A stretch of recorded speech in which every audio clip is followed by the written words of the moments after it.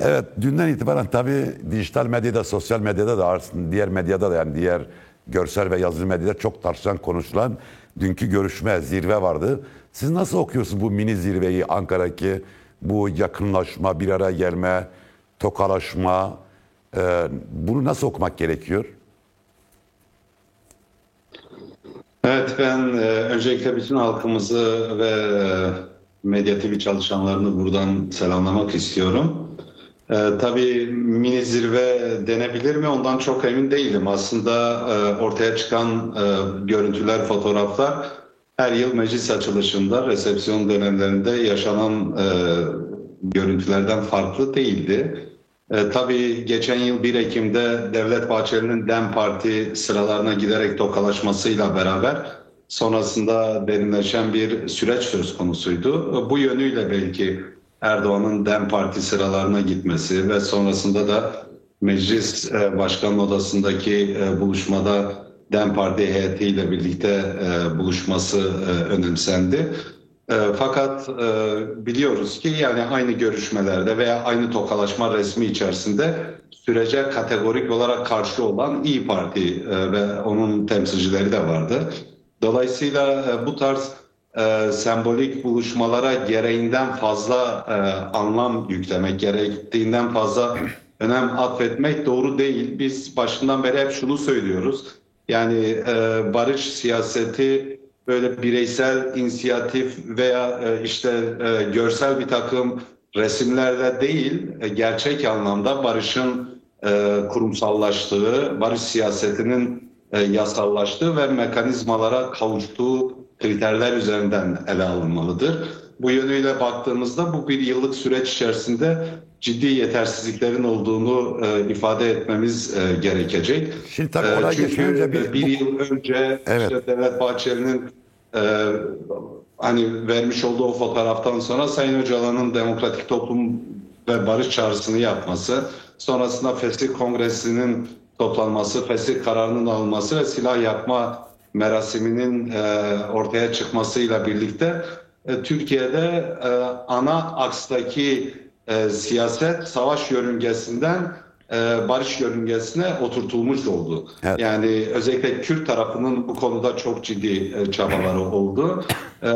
Ancak sonrasına dair yani devlet ve iktidardan beklenen adımların atılmaması, yasal ve hukuki düzlemde en temel değişikliklerin hayata geçirilmemiş olması ve demin dediğim gibi yani yasal, kurumsal ve mekanizma boyutunda Evet. barış siyasetini bireysel inisiyatiflerden kurtaracak gelişmelerin yaşanmamış olması bir handikap olarak değerlendirmek lazım. Evet. Ama sonuçta tabii dünkü ortaya çıkan resimden dolayı DEM Parti'ye yönelik bir takım eleştiriler de yapıldı. Ve haksız da söylenebilir bu eleştiriler.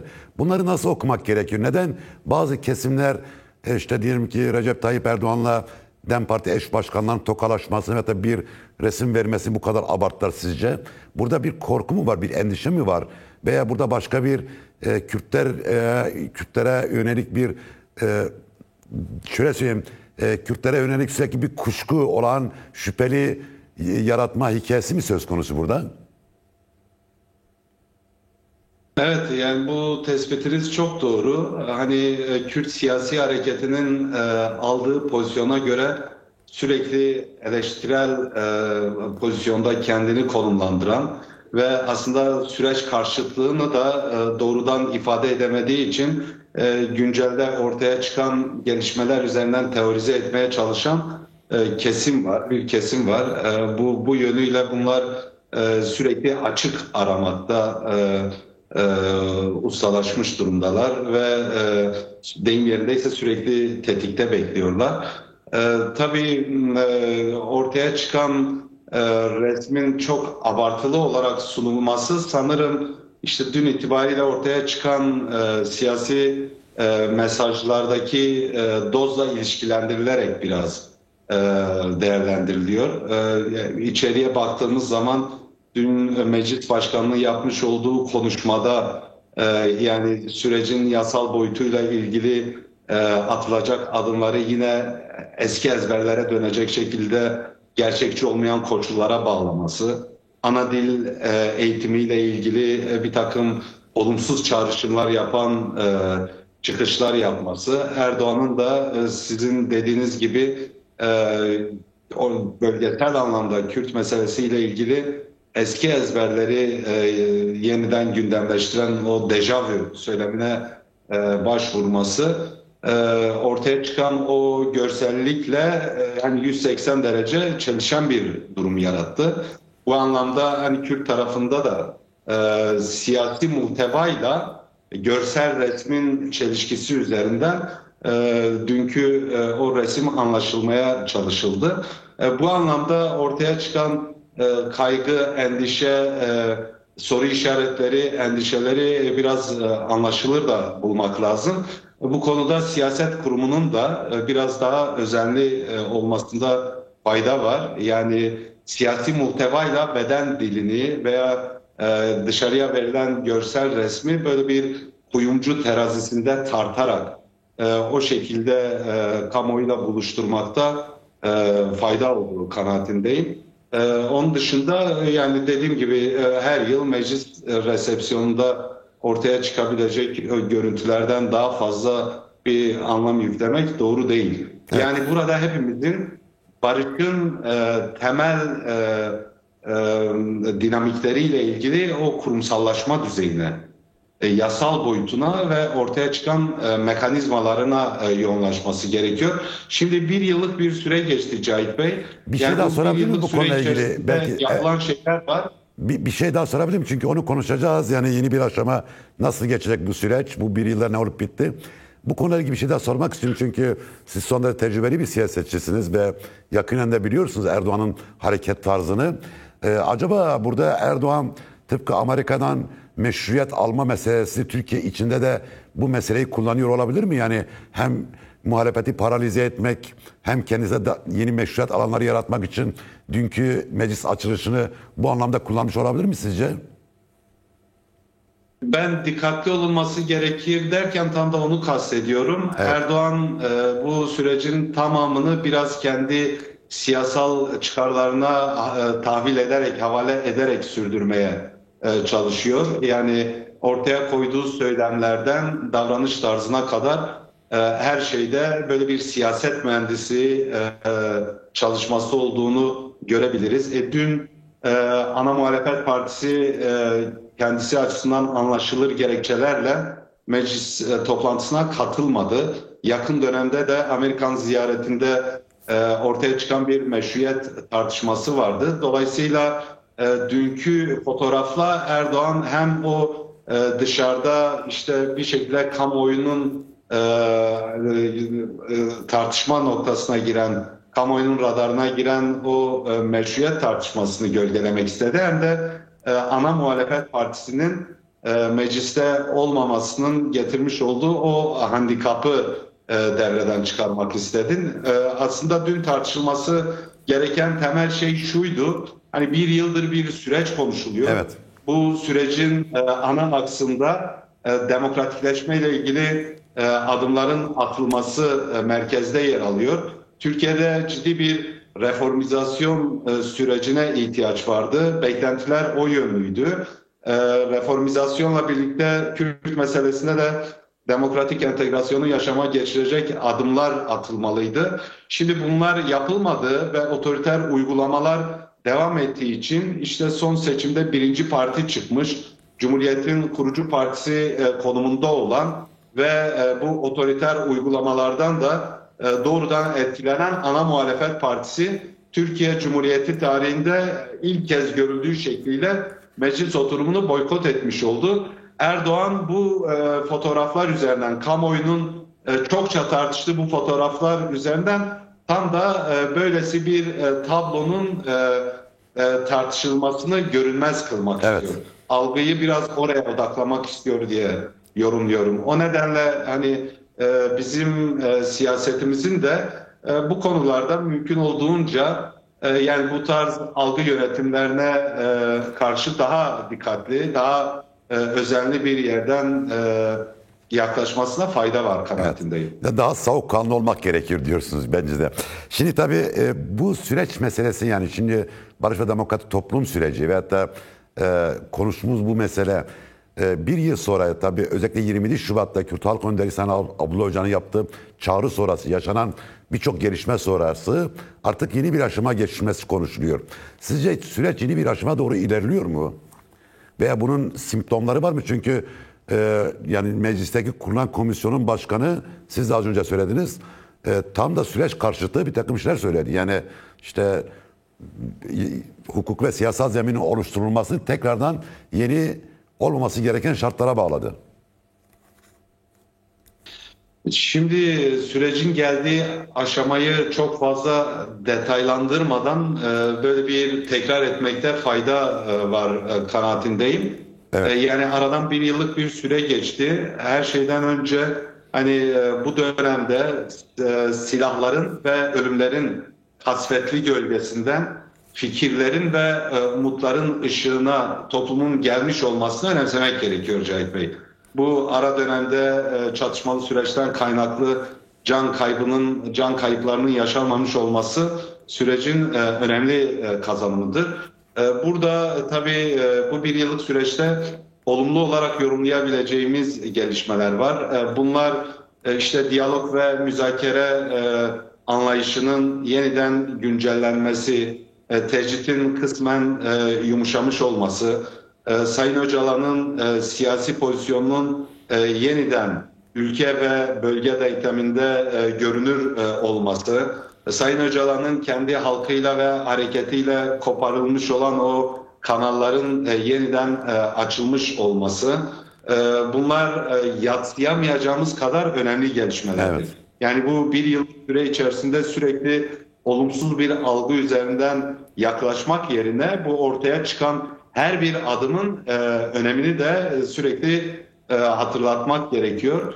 Keza bu dönemde Kürt tarafının, Kürt halkının, Kürt hareketinin büyük bir disiplin içerisinde, büyük bir ciddiyet içerisinde barış siyasetine sahiplenme düzeyi ve bu doğrultuda atmış olduğu adımlar bölgesel ve küresel alanda Kürt meselesini yeniden gündemin üst sıralarına taşımasını sağlamış oldu. Rojava ile ilgili sert bir işgal söylemi veya politikasından en azından diyalog kanallarının da açık olduğu, zaman zaman işte yanlışların daha rahat bir şekilde tartışılabildiği bir aşamaya gelmiş olduk. Bunlar olumlu yönler. Evet. Tabii olumsuz yönler hani vaat edilip yapılamayan şeyler üzerinden tanımlanırsa bundan sonrasında da yapılması gerekenlerle ilgili bir resim ortaya çıkar kanaatindeyim.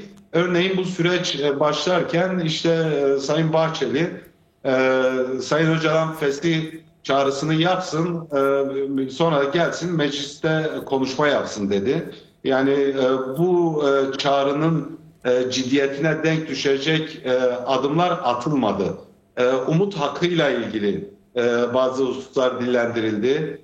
Bunun yasal gerekliliklerinin hızla yerine getirileceği söylendi. Bunlar yapılmadı. Gerekli siyasi ve hukuksal adımların atılmasına vurgu yapıldı. Bunlar boşta bırakıldı. Yani kuşun tek kanatlı uçamayacağına dair tespitler yapıldı ama o kuşun ikinci kanadı bir türlü tamamlanmadı. Peki komisyon bu sizce ne? süre içerisinde Kürtlerin statüsüyle ilgili resmi devlet politikasının ne yönde geliştiğini henüz tam olarak netleştirememiş oldular. Ana dille ilgili pozisyonları net değil. Rojava ile ilgili dediğim gibi hani diyalog kanalları açık olmasına rağmen zaman zaman tehdit eden, parmak sallayan yaklaşımlardan vazgeçilmiş değil. Belki de bütün bunların ötesinde hani çok daha basit olarak barış siyasetine uygun bir şekilde barış dili ve üslubunun inşasına dair gerekli özen gösterilmedi. Yani medya başta olmak üzere siyaset kurumu barışa dair desteği güvene çevirecek bir dil ve üslup oluşturma konusunda başarılı bir sınav veremedi. Şimdi bütün bunları yaparak bu handikapları aşma konusunda bir çabanın ortaya konması gerekiyor. Yani Peki soru şu, bir soru daha sorayım da belki devam edin, siz kesmiş olmayayım. Yani bütün bu denklemde neden komisyon, yani çünkü komisyonun kurulma önerisi Sayın Öcalan'dan gelmişti. Her iki tarafta bu konuda bir fikir birliğine varıldı. Aslında temsil düzeyde yüksek bir komisyon. Parlamentoda İYİ Parti dışında bütün partilerin yer aldığı bir komisyon. Yani parlamento %90'ını temsil ediyor.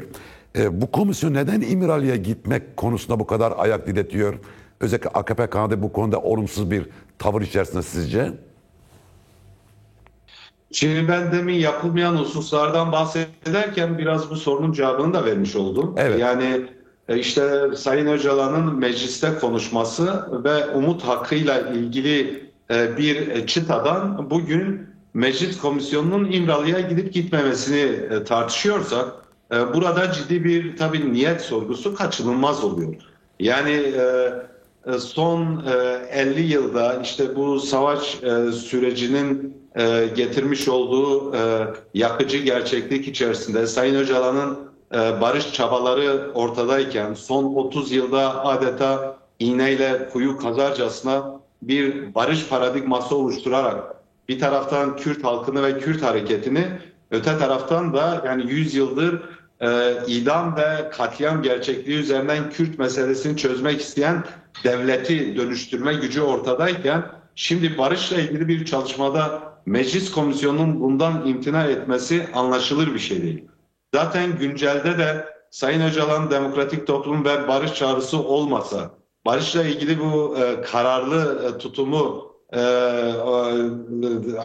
kamuoyunda, Kürt tarafında bu düzeyde hayata geçirmemiş olsa biz bugün zaten barışla ilgili bir durumu konuşamıyor olacaktık. Evet. Hani hem tarihsel olarak hem de güncel olarak Sayın Öcalan barışla ilgili pozisyonu bu kadar güçlü bir şekilde hani inkar edilmeyecek bir hakikat olarak ortadayken hala bu konunun tartışılıyor olmasının hiçbir haklı gerekçesi olamaz. Meclis Komisyonu'nun Sayın Öcalan'ı ziyaret etmesi tek başına yetmez. Sayın Öcalan'ı ziyaret etmesiyle birlikte İmralı konseptinin tarihe karıştığını bir şekilde deklare etmesi gerekiyor. Sayın Öcalan'ın koşullarının bütün bu büyük barış çalışmasını, barış projesini yürütecek düzeyde yeniden ele almasına ihtiyaç var ve olası böyle bir ziyaretin de bu açıdan bir milat olması anlam taşıyabilir. Bu tarz süreçlerde Cahit Bey, yani gerçek ilerleme sizin yarıda kalan cesaretinizle değil, tamamlamış olduğunuz iradeyle ölçülür. Bu yönüyle en başta verilmiş olan o sözlerin gereğinin yerine getirilerek hem bu komisyonun Sayın Öcalan'ın ziyaretiyle ilgili eksikliğin bir an önce giderilmesi hem de Sayın Öcalan'ın bütün koşullarının bu süreci yürütecek şekilde yeniden ele alınmasıyla ilgili bir aciliyet var. Bu konuda ivedilikle mevcut çıkmazdan hızla arınması gerektiği kanaatindeyim. Evet. Acaba bu çıkmazın, bu handikapın en önemli nedeni sizce iktidarın, Ankara'nın, devletin Kürt meselesine bütünlüklü bakılmasından kaynaklı olabilir mi? Çünkü zaman zaman frene basıyorlar, konjonktüre göre hareket ediyorlar. Yani Kürt sorunu çözmekten çok sanki zaman kazanmak gibi bir niyetleri varmış gibi geliyor insanlara. Acaba burada iktidar Kürt sorununa bütünlüklü bakabiliyor mu? Şimdi daha çok meseleyi böyle teknik düzeyde işte silahlar meselesine kilitlemeye çalışan bir eğilim var. Evet. Ve dediğiniz gibi bu eğilim üzerinden de böyle ipe un seren, işi yokuşa süren, süreci zamana yayan ve bu anlamda da bir yönüyle ikili strateji uygulayan, hala bir yönüyle diyalog ve müzakere gündemini işletirken diğer yönde de tasfiye ajandasını hem iç siyasette hem de uluslararası gündemde yedekte bekleten bir yaklaşım var. Ve bu yaklaşım oldukça sakıncalıdır. Yani bu tarz süreçlerde bazen yaptığınız eylemler kadar yapmadığınız eylemsizlikler veya yapmadığınız eylemler, içerisine girmiş olduğunuz eylemsizlik ve tutkunluklar üzerinden vermiş olduğunuz mesajlar da belirleyici olur ki hükümetin pozisyonu şu anda tam da böylesi bir yerden ele alınabilir. Hükümet, iktidar veya devlet canağı ısrarla Kürt meselesinin kök sorunlarına dair bir tartışmayı yürütmekten, bu konuda bir irade ortaya koymaktan kaçınıyor. Oysa ki PKK'den önce de Kürt meselesi vardı. İşte bu meselenin anayasal güvence altına alınmış eşit ve onurlu yurttaşlık tanımından tutalım da kamusal alanda ana dilin kullanımına, Kürtlerin statü talebini karşılayacak yerel demokratik mekanizmalardan ademi merkeziyetçi bir idari sistemine kadar çok ciddi boyutları var. Evet. Bunlarla ilgili siz gerekli tartışmaları yürütmediğiniz zaman, gerekli şeffaflığı, iradeyi ortaya koymadığınız zaman doğal olarak kendi niyetinizle ilgili bir sorguyu da beraberinde getirmiş olursunuz. Bu konuda dünyayı yeniden keşfetmeye gerek yok. Yani yapılması gereken şeyler çok basit. Hani Türkiye'de çok ciddi bir demokratikleşme ve reformizasyon hamlesi. Kürt meselesiyle ilgili de Sayın Öcalan'ın işaret ettiği demokratik entegrasyon yasalarının çıkmasıyla ilgili bir sürecin şekillenmesi gerekiyor. Bunu yapmadığınız zaman işte Kürt meselesinde işi zamana yayıp içeride de otoriter uygulamalarla süreci de akamete uğratabilecek veya bir şekilde risk altına atabilecek uygulamalarda ısrar ettiğiniz zaman doğal olarak süreçle ilgili bir güven ve inandırıcılık problemi yaratırsınız. Buralardan hızla çıkılması gerektiği kanaatindeyim. Evet. Şunu ifade etmek gerekiyor Cahit Bey. Bir yerde kanunlar hakikatlerle çelişiyorsa orada hakikatleri dillendirmek suç olmaz. Hakikatleri kanuna değil, kanunları hakikate uydurmak zorundasınız. Kürt meselesinin varlığı inkardan, asimilasyondan, imhadan beslenen bir hakikat olarak orta yerde duruyorken siz mevcut kanunlara dokunmayarak, mevcut yasalar üzerinde gerekli adımları atmayarak o hakikati getirip buraya sıkıştırmaya çalışırsanız o tarihsel dönemde yapılan o hatalara yeniden sürüklenmiş olursunuz. Evet. Bu yönüyle yani ne Kürt halkının, ne Kürt hareketinin, ne de Sayın Öcalan'ın hani Orta Doğu'da hem politik düzeyde hem de örgütsel düzeyde eski hesapların tutabileceği bir gerçeklikte olmadığını iktidar ve devlet yetkililerinin kendilerine sıkça hatırlatmasına ihtiyaç olduğu kanaatindeyim. Evet. Tabii Türkiye'nin bu meselede tabii Suriye önemli bir yerde duruyor. Çünkü Suriye meselesi süreçte çok iç içe. Yani dün de Erdoğan yaptığı konuşmada tekrardan bu mesele değindi ve tehdit dilini yeniledi aslında. Aslında dejavu yapmayacağız derken, olmasına izin vermeyeceğiz derken Federal Kürdistan'ı kastederek çünkü orada bir statüye izin vermeyeceğiz söyledi. Bunu aslında 2012'de de söylemişti. Dün akşam da söyledim. Rize'deki bir AKP toplantısında şöyle demişti. Kuzey Irak'ta onun deyimine Kuzey Irak'ta içine düştüğümüz hataya Kuzey Suriye'ye düşmeyeceğiz. Burada bir terör koridoruna müsaade etmeyeceğiz demişti. Terör koridoru dedikleri şey aslında Kürtlerin statü elde etmesi. Şimdi tabii ama Suriye'de durum değişti. Yani ne Erdoğan dediği oluyor ne de Suriye sosyolojisi bu gerçeği kaldırıyor. 8 Aralık sonrası Şam rejim çöküşle beraber yeni bir Suriye'ye karşı karşıyayız.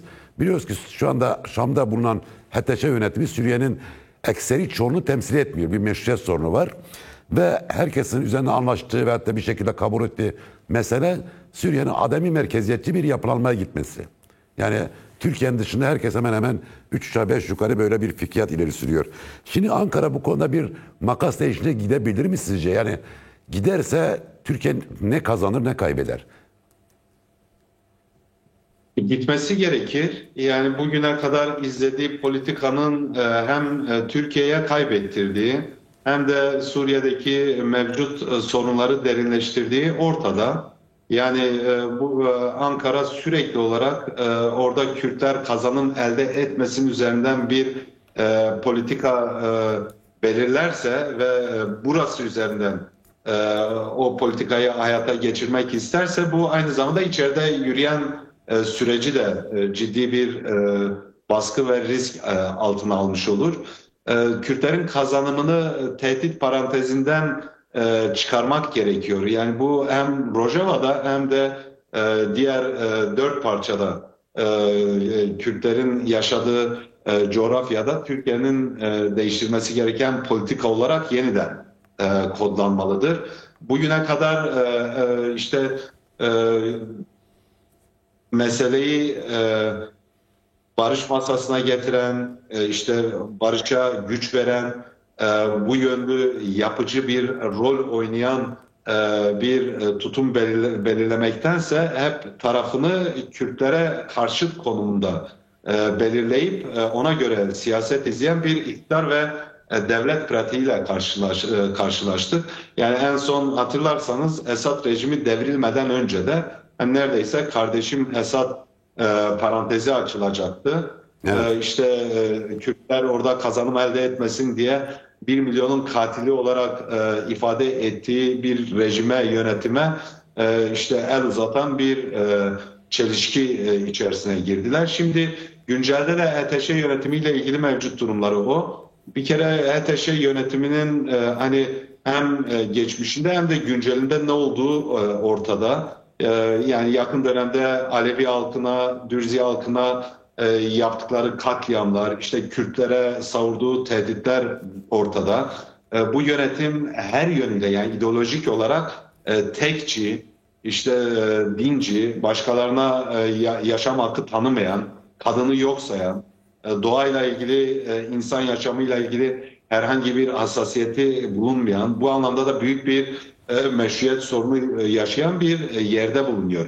Şimdi sadece iktidar için değil, muhalefet için de bu eleştiriyi getirmemiz lazım. Evet. Yani Türkiye gibi bir devletin Suriye'deki meselede hani safını böyle bir yönetimle birlikte hareket etme üzerine kurarak orada Kürtlerin diğer halklarla birlikte oluşturduğu kazanımları boğma üzerine somutlaştırmış olması yani gerçekten meseleyi alabildiğine çözümsüzleştirme arayışından başka hiçbir anlama gelmez. Yapılması gereken şey bellidir. Kürtlerle oradaki Şam yönetimi arasında işte başlamış olan diyalog sürecine destek sunmaktır.